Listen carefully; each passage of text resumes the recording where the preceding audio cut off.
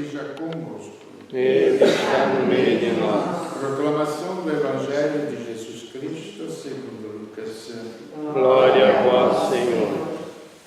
Certo dia, Jesus estava rezando num lugar retirado e os discípulos estavam com ele.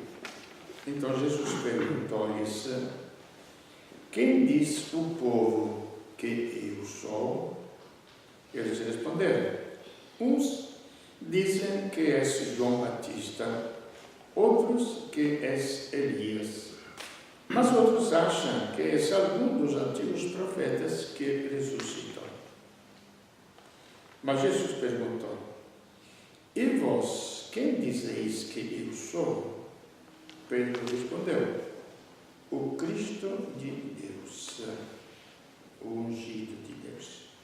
Mas Jesus proibiu-lhe severamente que contasse isso a alguém e acrescentou: o Filho do Homem deve sofrer muito, ser rejeitado pelos anciãos, pelos sumos sacerdotes e doutores da lei, deve ser morto e ressuscitar no terceiro dia.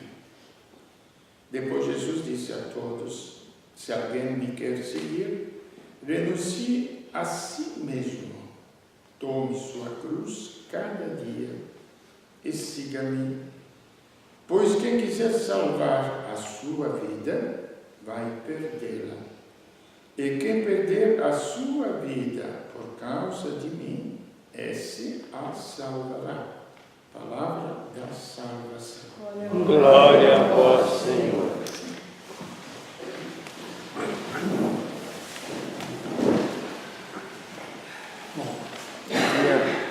Um dia me perguntaram aqui, o que o senhor acha dos padres cantores? Pergunta, lógico, não? E pelo pouquinho de fé que eu tenho, respondi que Cristo nos salvou pela cruz, não pelo canto. É um ministério que pode desenvolver como qualquer outro cantor.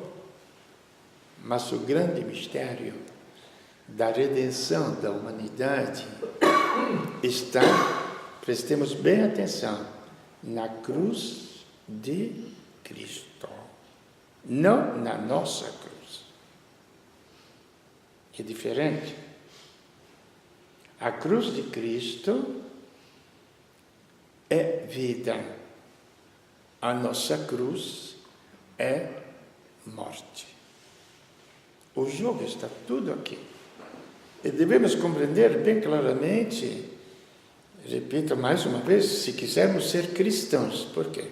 Se quisermos ser religiosos, podemos ser religiosos de qualquer tipo de religiosidade.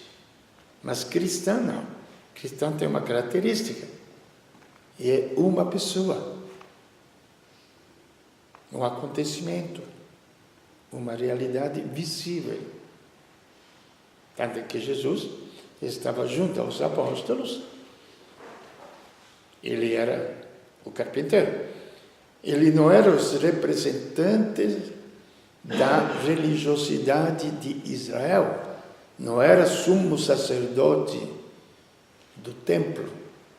Não eram os fariseus que estudavam a teologia da época. Não eram os saduceus, não eram os doutores da lei que faziam as leis para o povo observar. Tipo, por exemplo, que depois vinha da Bíblia. Tipo, por exemplo, que se alguém fosse leproso, tinha que se apresentar aos sacerdotes. E o sacerdote reconhecia a doença e mandava eles fora da comunidade. Se depois se ele sarasse, não tem que se apresentar ao médico, tem que se apresentar aos sacerdotes, e o sacerdote incluía ele novamente dentro da comunidade. Porque a lepra era um mal contagioso naquela época. Então, Jesus não era nada disso. Ele era simplesmente um ser humano. Essa é a nossa fé cristã. No início do Evangelho, quando se anuncia o Evangelho, São João fala, no princípio era o Verbo era Deus. Tudo foi feito por Ele e tudo foi feito também para Ele. Veja que nesta pessoa existe toda a história da humanidade. Prestemos atenção, gente. É a história da humanidade na qual nós estamos incluídos. Se começarmos a aprender esta visão da vida e da história, a religiosidade não é um simples sentimento, é uma realidade cristã. Repito, o resto pode ser, sei lá, pode ser macumba, pode ser yoga, pode ser outras formas para se libertar de tantas coisas. Mas nós não podemos transformar o cristianismo numa realidade que é mais busca de Deus do que verdadeiro encontro com Deus. É diferente. Porque onde há o encontro com Deus, o que acontece? A morte se transforma em vida. O egoísmo se transforma em amor. A sujeira se transforma em pureza. A injustiça se transforma em justiça. O pecado se transforma em perdão. É totalmente diferente. Ser religioso não é nem fazer milagres. Quando vocês querem compreender se uma pessoa é religiosa ou não é religiosa, vejam a vida da pessoa.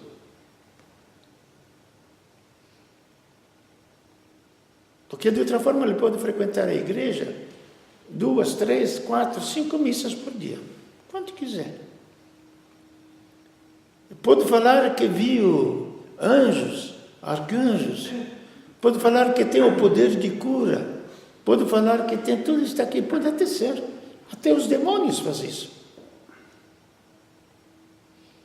Mas ser religioso é ter dado espaço para Deus entrar na nossa vida. Não que a pessoa religiosa seja melhor do que os outros. Não. Somos todos iguais, todos pecadores. Já outras vezes falei para vocês, porque falo para mim. Quem falar que não é pecador só porque fazendo exame de consciência, mas eu não fiz nada de mal. Tá bom. Também morto não faz nada de mal. Vocês já viram? Não, vocês dão risada por quê? Não, porque o gozado nosso de ser religioso praticamente é estar mortos. Não fazer nada de mal. De fundo, não faz nada de mal. Entendeu? Em Deus há somente vida.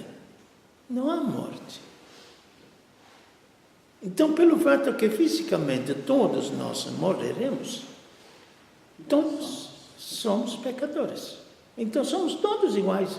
Mesmo que alguém de nós não tenha, quizá por condições ambientais, de família, de formação, nunca tenha aprontado na vida, é igual a todos os outros, como eu sou igual a todos os outros. São Francisco era igual a todos os outros, São Pedro igual a todos os outros.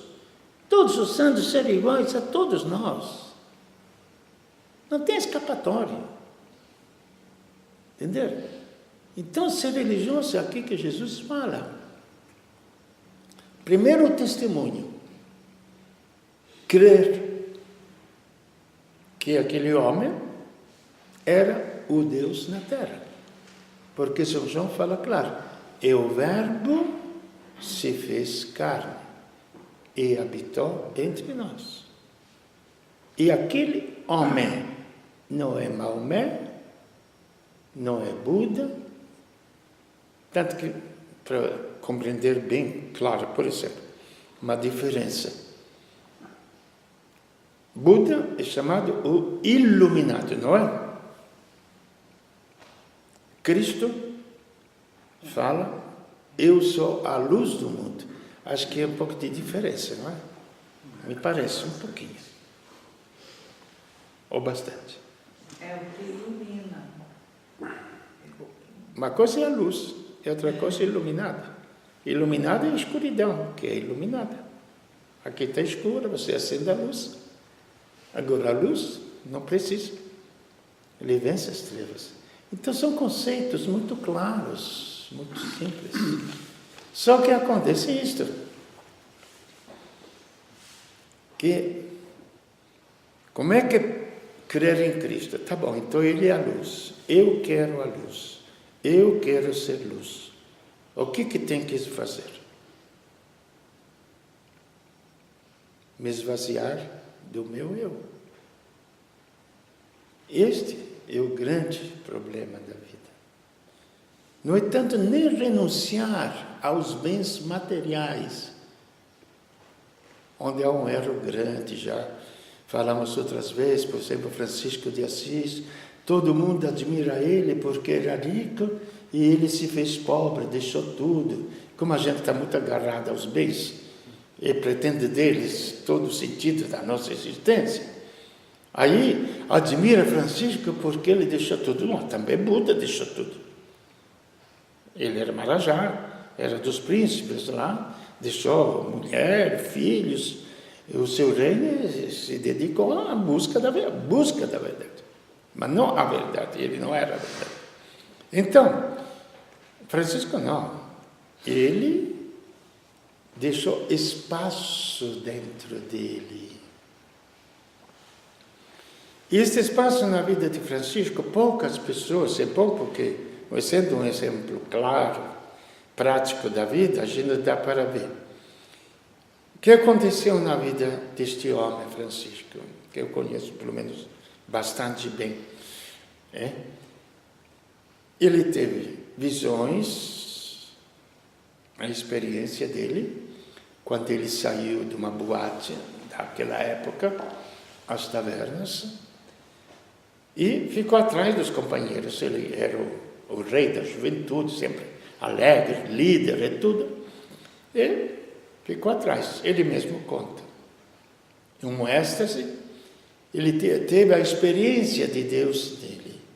E ele mesmo conta que se eu cortasse pedacinho por pedacinho, ele não sentiria nada por tanta felicidade que estava nele. Tanto que voltaram atrás, os amigos, disseram, Francisco, o que aconteceu com você? Ah, não, nada, né? Ele diz, depois tem até as pinturas lá em Assis, não? O encontro dele com a senhora pobreza. Então veio uma mulher terrivelmente desgastada, tudo, pobre, e ele iria se desposar com a pobreza. Mas não explica que tipo de pobreza é. É a pobreza de si mesmo, porque a raiz de todo o pecado é o meu ego. Às vezes eu fico meditando, que escuta, aconteceu também, a pessoa simples, empregada doméstica, simplérrima mesmo assim. A senhora não me xinga, não acontece isso. As pessoas simples. Na sua pobreza, o ego está vivo. Não me xingue. Isso é muito comum na gente simples. Entende? É o ego. O que é este ego? Não sei explicar para vocês. Quando ele é atingido, que nós podemos ver? Pode ser o fracasso de um negócio. Pode ser o fracasso da vida física, biológica. Aí nós somos atingidos. Aí nos percebemos. Pode ser, às vezes, casos graves, a perda de um filho, casos mais graves, ou no comum. Você fez o bem a alguém, este alguém, vamos dizer, dá um retorno com maldade, no lugar do... Um monte de coisas que aí depende de como você sente dentro aquilo, para você compreender como este ego está profundo dentro de nós. E agora o que acontece? Na vida em Cristo, nós temos lido o Salmo lá. A minha alma tem sede de Deus. Tá. Então nós temos uma alma que nenhum bem material pode saciar. Como nós temos uma inteligência que desde criança, gente, ninguém medita. A época dos porquês fala dos filhos, não é? Nunca reflete um pouquinho. O que é isso? Busca da verdade. Dentro do ser humano, em si existe esta sede. Nós não estamos falando de algo que vem por cima, eu enfio, não, está dentro da natureza humana. A busca pela verdade. Eu quero saber o porquê daquilo. E uma criança de 2, 3 anos não reflete, não medita que tem que perguntar o porquê. Acontece o fato simples, por que isto, por que acontece isto, por que aquilo. Depois há outras coisas na vida, por quê, quando acontece uma coisa, por que, meu Deus, por que aconteceu isso? Então é a busca da verdade. Quando você sabe qual é a verdade, a dor é totalmente amenizada. Se você sabe por que o médico tem que fazer uma cirurgia em você, é dor. Não deixa de ser dor. Prestemos bem atenção. Mas é amenizado. Por quê? Porque tem uma finalidade aquela dor. Tem uma finalidade. Eu lembro, conversando com um amigo, que a filha estava até lá no hospital, né? Ele xingando. Era o Tarcísio, amigo da gente. A filha estava com problema no coração e os médicos atrasavam, não sei o que tinha que fazer. E ele xingando os médicos, que eu era muito, muito amigo. Falei, Tarcísio, escuta, não foram os médicos que pegaram a tua filha e levaram para o hospital, foi você que levou. E confiou nas mãos dele. Se eles estão procedendo desta forma, você tem que ter confiança neles. Agora, a dor, não, mas porque ela sofre, tudo bem. A gente sempre fica nisso, não, porque sofre. Morreu sem sofrer. Cristo morreu sem sofrer na cruz.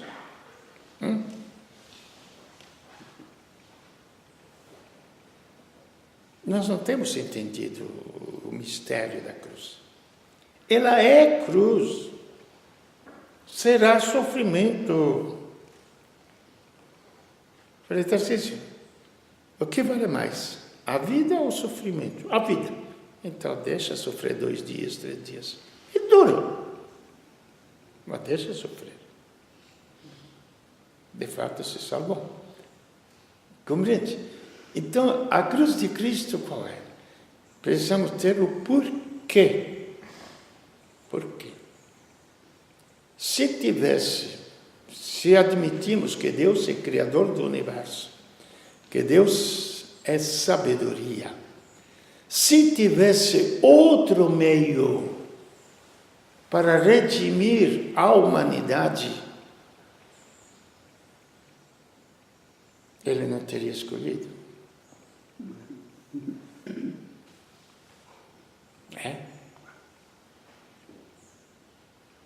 E o que é redimir a humanidade? Devemos prestar bem atenção nisso. Voltando sempre ao princípio.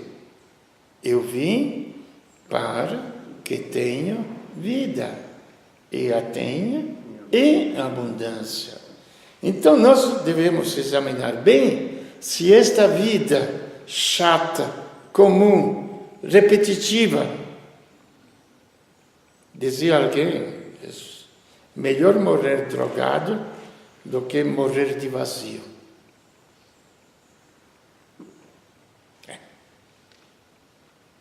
Por que tanto estresse na vida moderna? Por que tanta depressão? Porque tudo que é matéria, acabou. Dizia meu pai, analfabeta, sorvete, daqui até aqui, acabou. Tudo que é matéria é isto, te deu aquele gostinho, acabou. Mas a nossa alma, ela precisa de algo mais e mais infinito. E precisa o quê? De Deus. Quando nós nos agarramos às coisas materiais, sabe o que nós estamos traindo? A nós mesmos. Estamos traindo a nossa alma. Não estamos fazendo mal aos outros. Estamos fazendo mal a nós mesmos. Compreende? Então, primeiro é entender que é este Cristo, porque senão não adianta procurar Ele. Se eu acho que este Cristo é simplesmente aquele que me faz os favores, aquele que me cura, aquele que me dá o emprego, aquele que me dá saúde, aquele, sei lá, que cada um tem os seus desejos, entende? Aí procurei Ele para isso, mas não procurei a vida. Aí o problema é que você tem que voltar tudo de novo e perguntar por que estamos vivendo. Nós temos feito o primeiro canto, não escolhi, peguei lá e vi e cantei, não sabia nem o evangelho que íamos ler hoje. Entendeu? Então escolhi aquele canto, eu te direi a tua razão de ser, a nossa razão de ser, a nossa razão de viver. E Cristo se transforma na nossa razão de viver, porque Ele é a vida. E nós somos chamados para a vida, não para outra vida.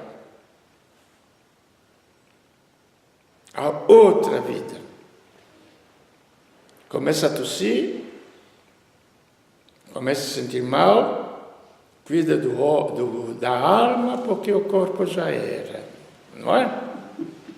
A outra vida, a gente pensa. Não, é esta vida. E esta vida. E esta vida. Eu vou falar aqui, que já, como sempre, não é que...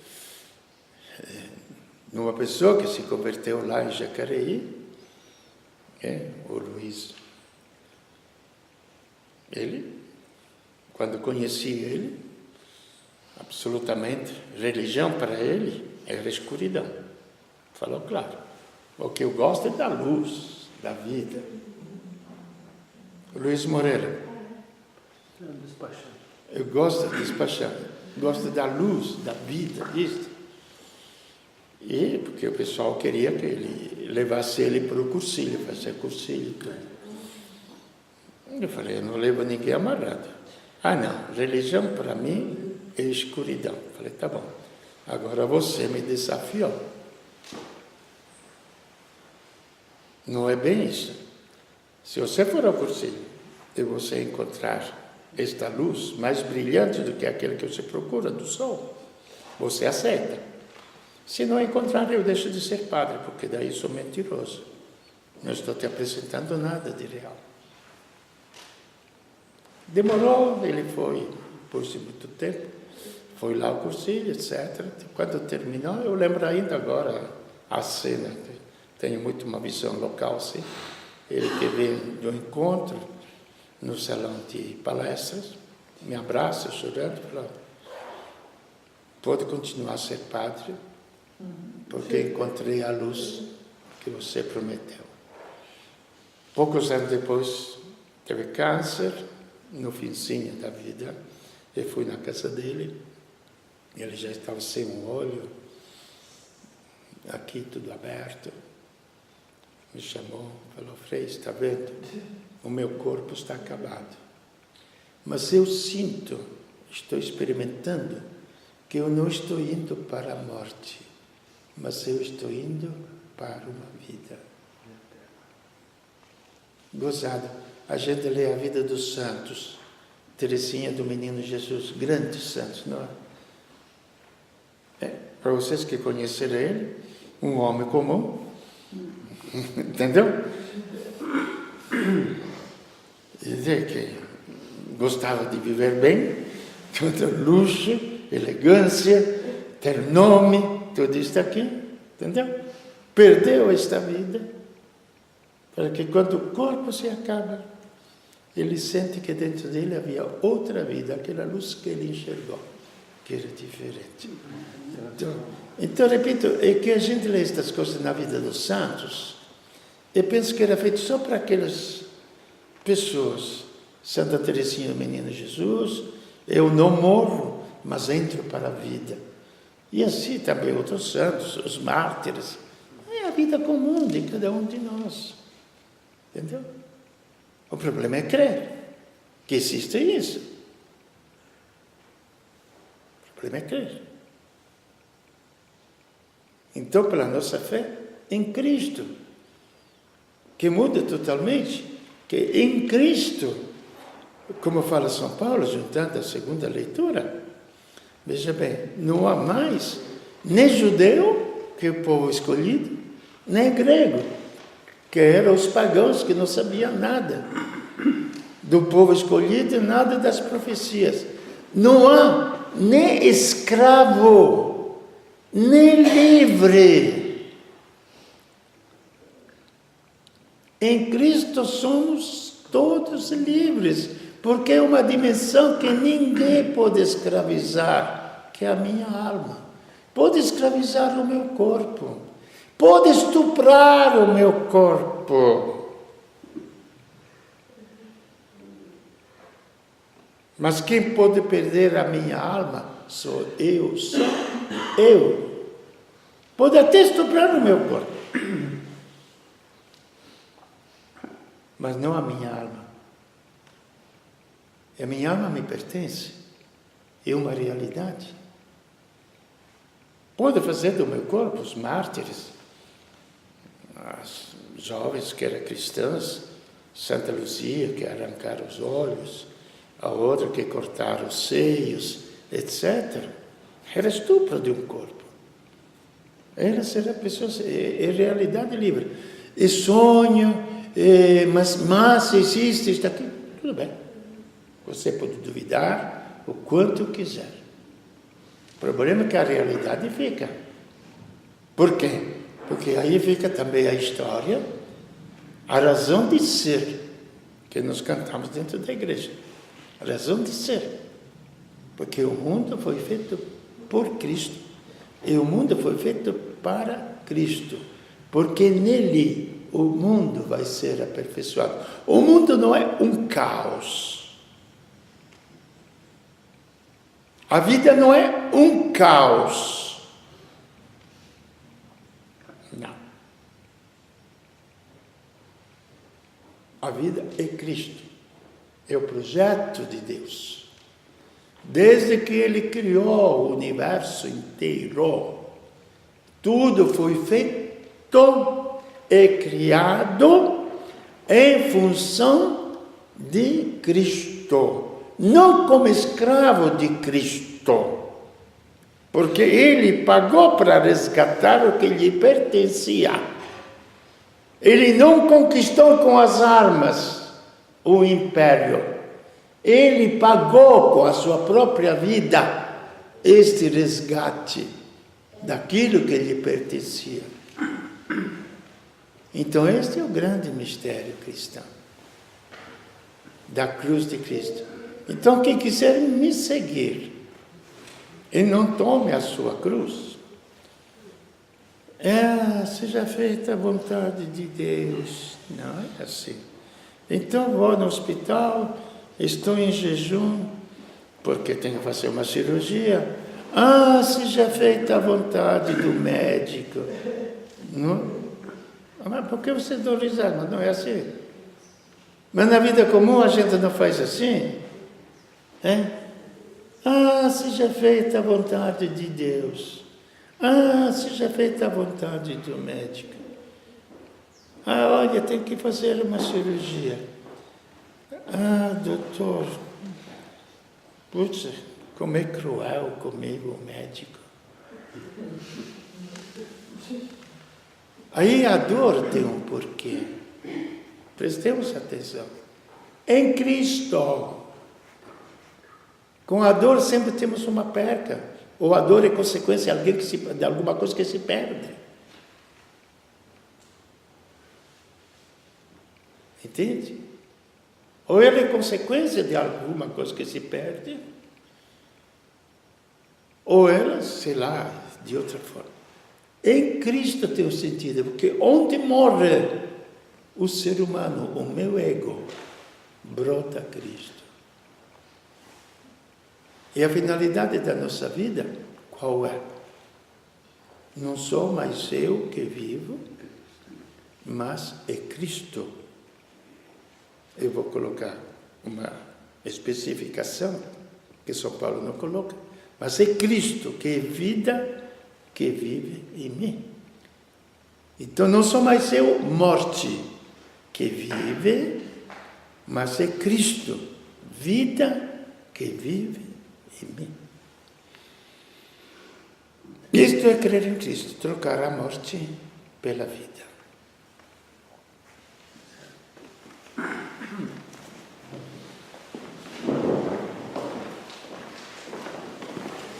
Creio em Deus Pai.